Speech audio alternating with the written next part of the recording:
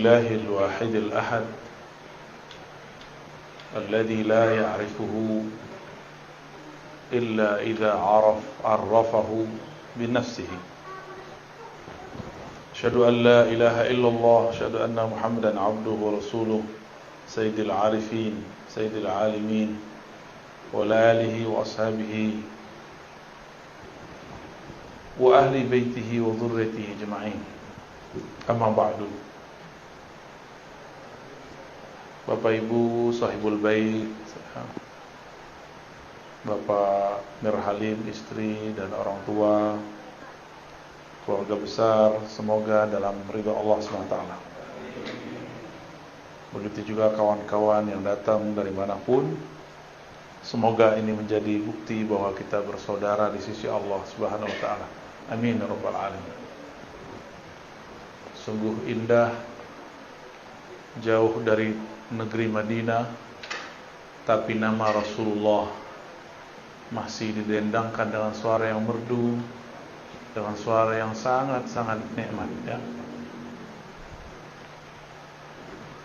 Rasulullah sebelum beliau wafat, beliau di hari beliau wafat itu paginya melihat dari luar jendela atau dari dalam rumah keluar jendela. Terlihat bahwa para sahabat sedang sholat dipimpin oleh Sayyidina Abu Bakar dan beliau kemudian menangis. Beliau terharu, umat yang dulunya tiada, paling cuma beberapa orang bisa dihitung dengan jari, jumlahnya sudah menjadi banyak. Apalagi kalau Rasulullah memandang kita semua saat ini, tentu Rasulullah lebih girang lagi, lebih senang lagi. Semoga cinta kita kepada Rasulullah tidak bersyarat. Cinta yang tulus, cinta karena kita berterima kasih kepadanya. Sallallahu ala sayyidina Muhammad. Apa tema kita, Pak? Mau tentang apa? Mau tentang apa? Tentang qalbu. Baik, insyaallah. Untuk qalbu kita semua, mari kita bacakan Al-Fatihah.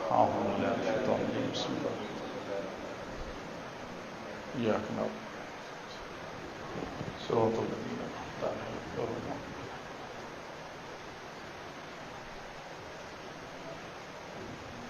Ya. Ini ada whiteboardnya, ada spidolnya. Ada. Ya udah, tahan dulu deh, enggak apa ya. Qalbu bahasa Arab artinya sesuatu yang berubah. Satu. Arti keduanya, qalbu adalah sesuatu yang elastis. Apa arti elastis? Lentur. Itu maknanya. Berubah-ubah, elastis. Apabila qalbu mengalami suatu kerinduan sekarang, bisa jadi nanti tidak, gitu. Maka mumpung sedang rindu, sampaikan lafaz-lafaz kerinduan, salawat kepada baginda Rasulullah sallallahu alaihi wasallam. Kadang sholat nggak khusyuk, di saat sholat khusyuk, sholat selama-lamanya, karena mungkin itu tidak terulang lagi seumur hidup.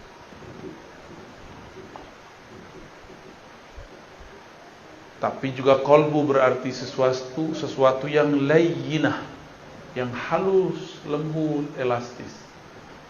Apabila dia dibiarkan mengeras, dia menjadi tiada rasa, dia menjadi tidak peka, dia menjadi tidak bisa dirubah.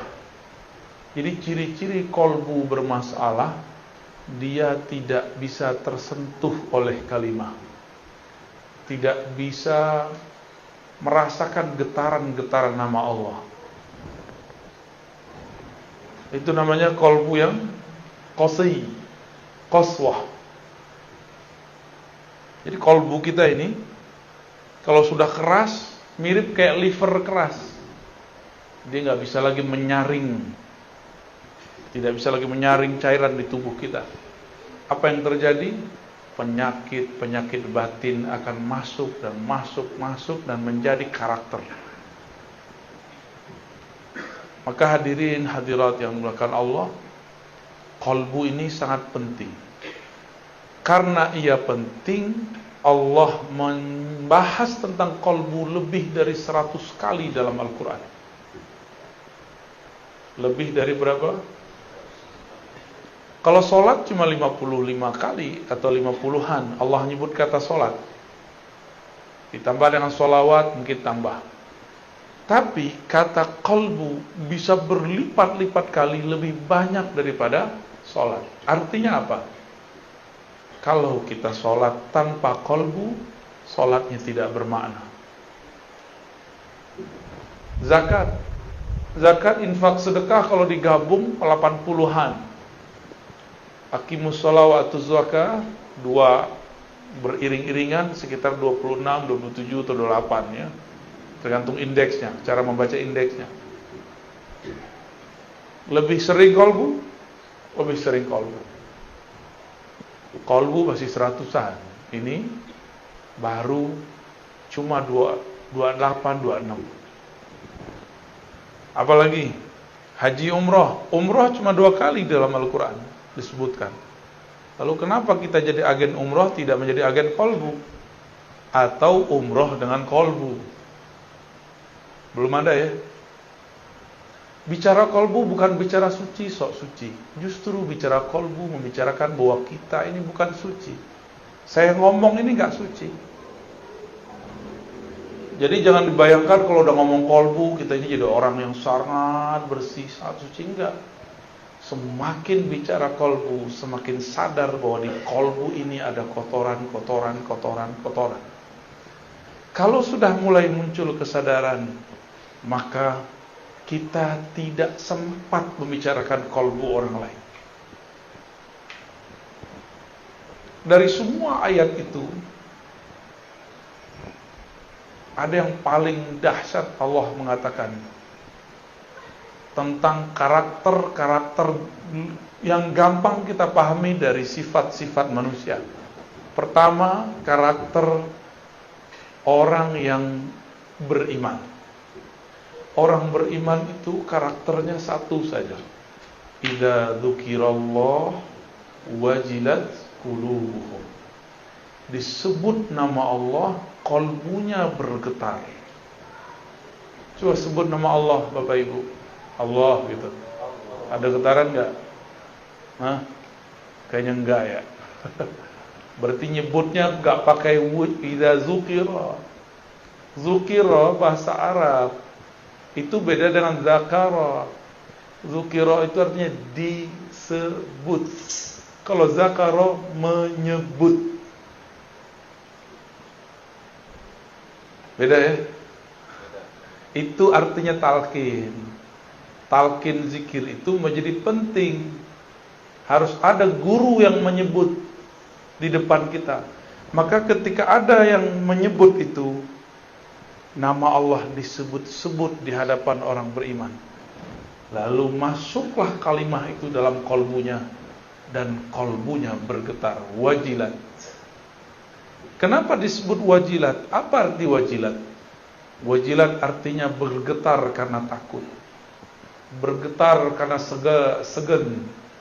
Bergetar karena merasakan dahsyatnya yang punya nama. Itu wajilat, bukan menjilat ya, beda ya.